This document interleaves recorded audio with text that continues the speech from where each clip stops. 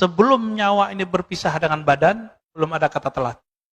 Berguru, cari ahli ma'rifatullah yang bersyariat.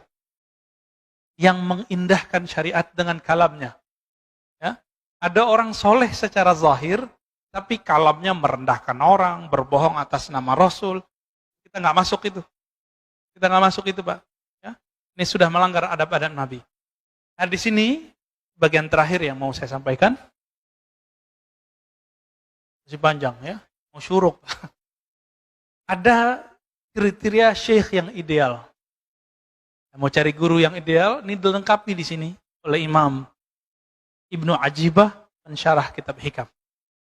Ilmun sahih. Pertama, ilmunya harus sahih. Itu yang tadi saya katakan. Ilmu yang sahih itu, ma'rifatnya tidak membuat dia membatalkan syariat. Ya.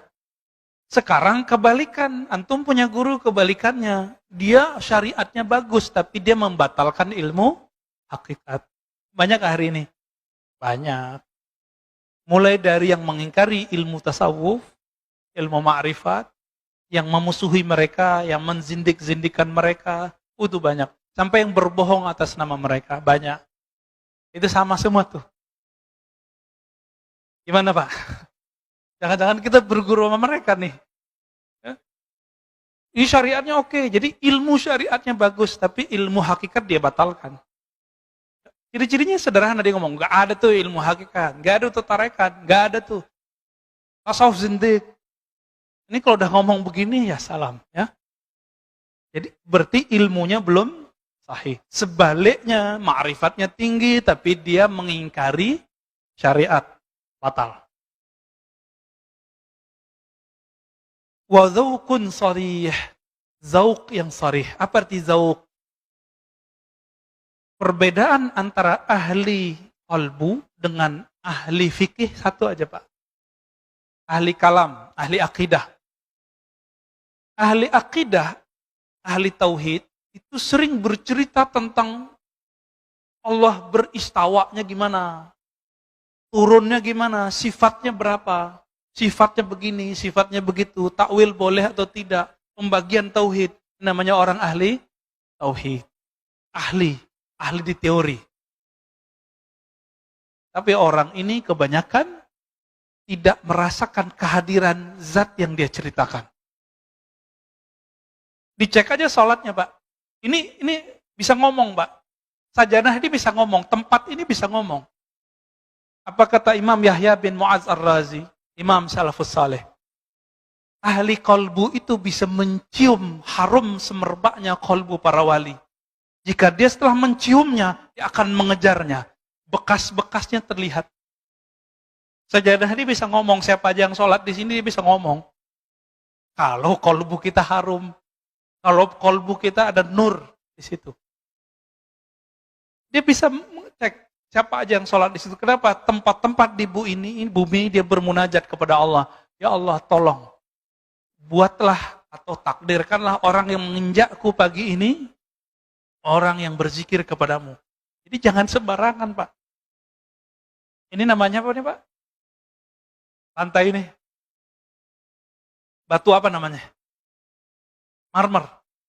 Batu marmer itu sebanyak ini batu marmer di dunia. Ada yang jadi istana, ada yang di rumah, ada yang jadi masjid. Itu enggak sembarangan Allah pilih. Itu si batu dulu pernah berdoa tuh. Karena batu itu ada spiritnya. Makanya Nabi ketika bersandar ke satu tiang, tiangnya menangis saat Nabi pindah ke mimbar.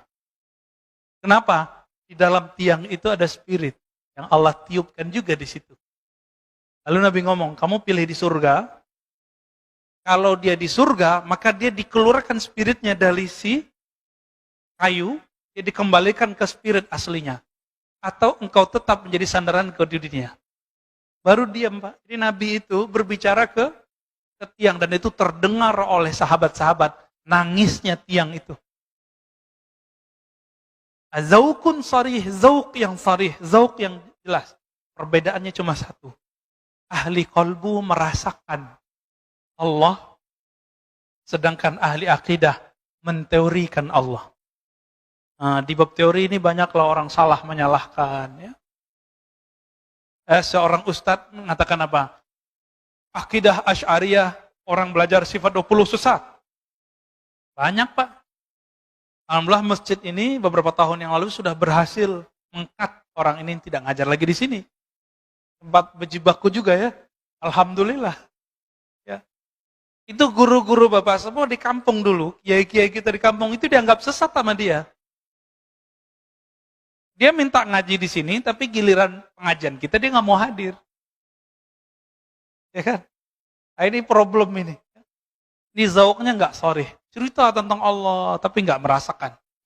Dalam sholatnya dia membayangkan dia mau ngomong apa. Menyiapkan materi mau diceramah apa. Orang-orang ini zauknya tidak sorry. Zauk yang sorry, lisannya membaca nama Allah, kalbunya merasakan yang punya nama. Disebut dengan zauk yang sorry. Jadi lisannya dibenarkan oleh kalbunya seiring dengan lisannya. Baru disebut zaukun sorry. Jadi nggak sandiwara. Ya banyak, saya udah ketemu banyak ahli zikir Pak, yang pura-pura nangis depan muridnya juga ada. Ya, sebelum ketemu dia bahasa-bahasain dulu matanya. Kita lihat. Ya semenjak saat itu saya nggak mau lagi ikut kajian dia. Ya. Kita melihat kepalsuan-kepalsuan itu ada. Orang mengira ini kesalahan ahli zikir kalau tidak berguru atau berguru mentok ditinggalin gurunya. Dia kira puncak dari zikir nangis, enggak. Puncak dari zikir adalah ma'rifatul mazkur. Mengenal siapa yang dizikirkan. Itu puncak dari zikir. Bukan nangis. Ya, orang susah juga bisa nangis. Orang kejepit kakinya juga bisa nangis. Ya, orang lagi ada masalah. Terus sholat nangis, apakah ma'rifatnya tinggi? Enggak. Jadi standar keimanan seseorang bukan karena dia bisa nangis. Karena nangis itu si iblis waktu menggoda Adam, dia nangis-nangis Pak. Gak nyampaikan ke kita riwayatnya. Iblis itu waktu goda Nabi Adam, dia nangis-nangis Pak. Jadi jangan terperdaya oleh tangisan. Wala yaghurrannakum billahil ghurur. Orang bawa-bawa nama Allah, bawa-bawa nama Rasul untuk menyentuh kalbu. Tapi ternyata itu waswas syaitani. Ciri-cirinya itu dia berbohong atas nama Rasul sallallahu alaihi wasallam. Ya, aslinya gergetan, Mbak. Ya, dengan orang yang berbohong nama Rasul itu. Cuma karena kita sudah dapat ilmu zikir, ilmu ma'rifat dari guru-guru kita, sudah kita nanggapinnya santai aja. Gak tega sebenarnya. Ya. Kalau ahli hadis yang asli, Kiai Ali Mustafa dulu, guru saya, itu ngisi di Selas TV nasional. Ada seorang ustadz membacakan hadis itu dhaif jiddan, sangat lemah. Tapi populer. Ramadan awalnya rahmat, pertengahannya maghfirah, akhirnya itqu minan nar. Dibacakan oleh si ustadz ini, dia nggak sowan dulu sama kiai. Udah jelas ada kiai minta izin kayak nanya dulu, Pak Kiai ini saya mau bacain hadis ini, Bu. Sahih apa enggak? Main baca-baca hadis aja. Inilah rahasianya. Kenapa ahli hadis mengatakan Allah yuhadditsa bihadrati man huwa aula.